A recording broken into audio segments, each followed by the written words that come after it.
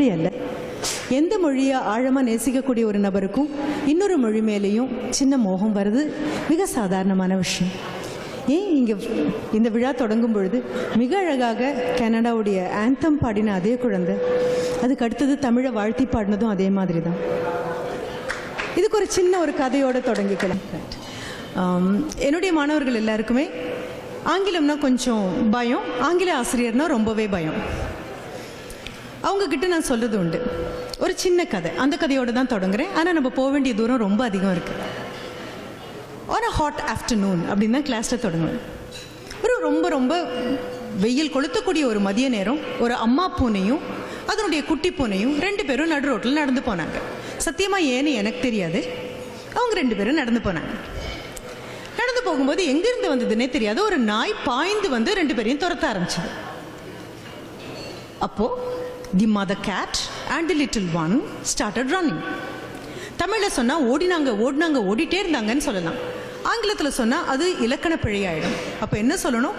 தே ரேன்னு சொல்லணும். தே ரேன் அண்ட் ரேன் அப்படின்னு கன்ஜங்ஷன் போட்டே ஆகணும். சரி, அண்ட் ரேன் ஓடி களைச்சு போய் ஒரு இடம் வரும்பொழுது அந்த அம்மா பொண்ணுக்கு உண்மையாகவே ஒரு ஆச்சரியம். காரணமே இல்லாமல் இப்படி ஒருத்தர் விரட்ட ஓடினா இது என்ன நியாயமாக இருக்குது? கோபம் தாங்காம அம்மா பூனை ஒரு நிமிஷம் நிற்குது. ஆனால் பின்னால் துரத்திட்டு வர நாய் வாயை மூடி மௌனியாக துரத்தவே இல்லை.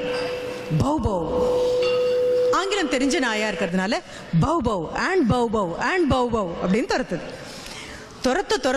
ஒரு இடம் வந்த உடனே அம்மா பூனைக்கு வந்த கோபம் தாங்காம she just stood her ground.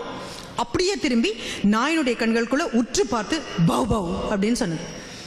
நாய் மிரண்டே போயிடுச்சு. என்னடா அது, பூனைனா மியாவும் தானே சொல்லணும், இது என்ன பவ் பவ் அப்படின்னு சொல்லுதேன். அவ்வளோதான். It was a turn of the dog to run. நாய் தலைதறிக்க ஓட ஆரம்பிச்சது. அம்மா பூனை தன்னுடைய குட்டி பூனையை குமிஞ்சு பார்த்து, now you understand the importance of a second language.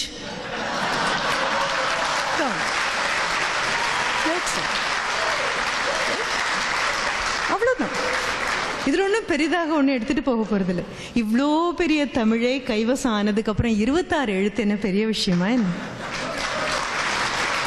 ரொம்ப சுலபமாக, ரொம்ப இணக்கமாக என்னுடைய குழந்தைகளுக்கு சொல்லக்கூடிய அதே தான் நான் உங்ககிட்ட சொல்கிறேன்.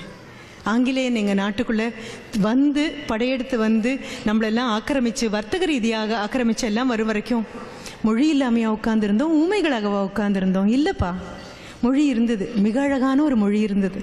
1000 ஆண்டுகள் பார்த்து வேரோடின ஒரு மொழி இருந்தது. After all, the English gave us another language and yet another attitude towards life. அவ்வளோதான். வாழ்க்கையை பார்க்க ஒரு கண்ணோட்டமும் வாயை திறந்து பேசுறதுக்கு ஒரு மொழியும் கொடுத்தாங்க.